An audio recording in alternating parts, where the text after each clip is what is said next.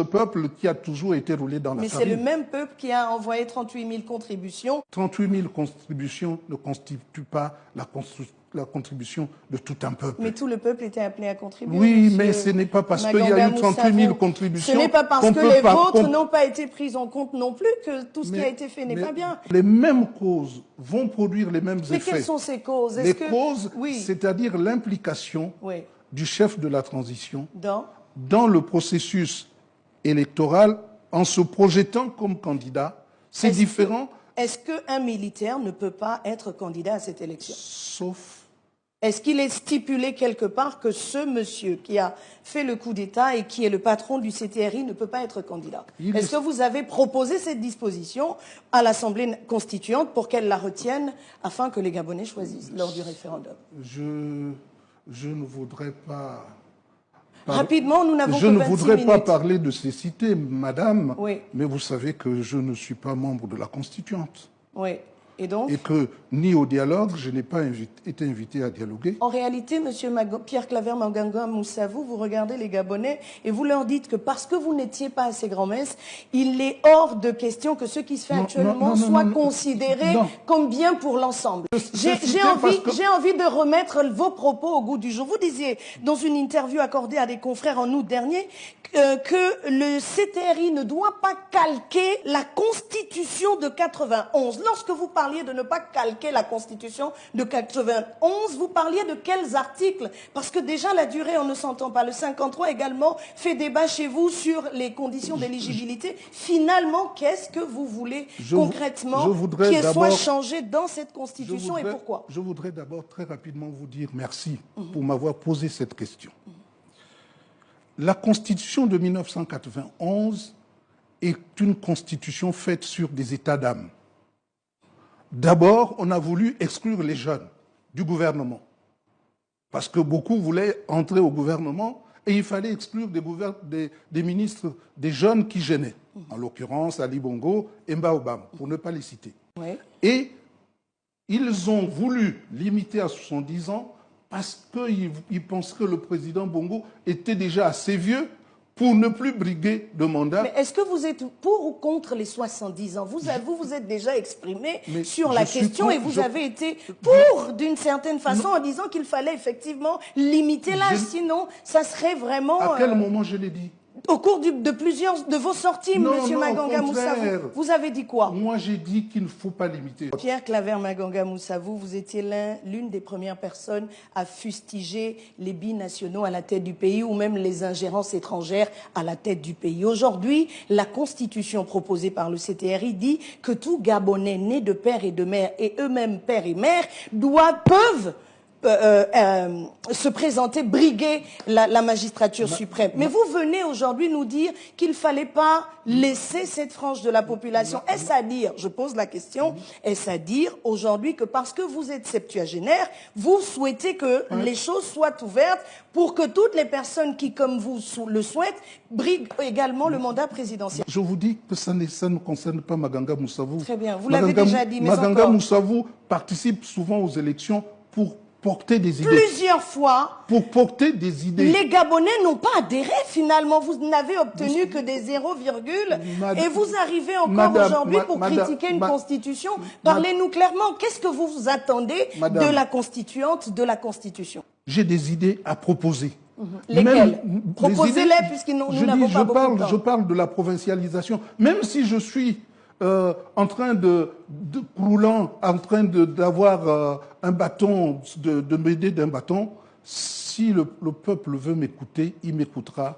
Et les jeunes prendront le relais. Il y a 194 articles dans ce texte. Oui. Quels sont les articles qui font mouche, selon vous, et qui méritent un toilettage soutenu? D'abord, l'article 53. Pourquoi? Parce qu'une constitution ne peut pas être discriminatoire.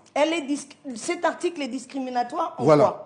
Elle est discriminatoire parce qu'elle parle d'âge, elle parle de père et de mère. Et vous m'avez posé la question là-dessus. Laissez-moi vous dire que déjà en 1998, je disais que Maganga Moussavou et Albertine sont bien de chez nous, c'est-à-dire sont gabonais. Mais ça se dit pendant la propagande. pendant la campagne. Ça ne s'écrit pas dans une constitution. C'est ce qui vous dérange, que ça soit ancré, que dans ça soit une inscrit? constitution. Non, on ne peut pas l'inscrire dans une constitution. D'accord. Nous ne sommes pas un pays qui vit en autarcie. Vous conviendrez avec moi qu'il y a d'autres pays qui l'ont fait. Je prends l'exemple des États-Unis, le mastodonte que tout le monde connaît pour être candidat. Oui, à l'élection, il faut être âgé de 35 ans. Donc là, j'ai déjà limité. Hein, il faut être citoyen des États-Unis à la naissance, s'il vous plaît, ou être citoyen à la date de la ratification de la Constitution. Je m'en vais au Tchad. S'il vous plaît, deux petits exemples. L'article 68 de la Constitution tchadienne stipule clairement qu'il faut être tchadien de naissance, né de père et de mère, eux-mêmes tchadiens. Nous parlons de quoi? En quoi cet article 53? Et qu'est-ce que vous proposez finalement pour qu'on passe à autre chose? Quand vous prenez référence sur les États-Unis, copiez les États-Unis. Je veux dire par là que lorsqu'on parle des États-Unis, ça fait plus de 200 ans que ces dispositions existent. D'accord. Et que tout le monde est bien informé de cela. Et au Gabon, aujourd'hui, au Gabon, depuis 1990 jusqu'à aujourd'hui, il y a eu combien de changements de constitution?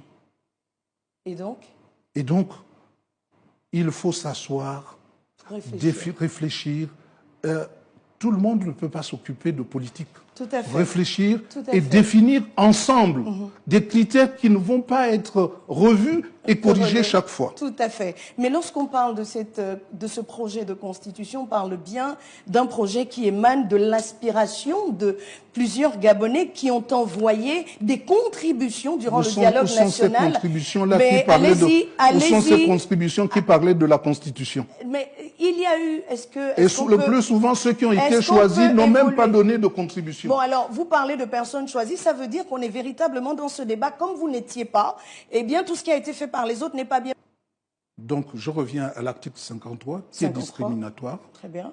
On doit réécrire tous les articles qui concernent le régime présidentiel, si c'est ce régime qui est accepté. Parce qu'il faut qu'il soit vraiment présidentiel et qu'on ne fasse pas et du présidentialisme et du semi-présidentialisme. Ça, il faut savoir ce qu'on veut. Mais encore? Il faut enlever des articles qui concernent le CETERI, c'est-à-dire essayer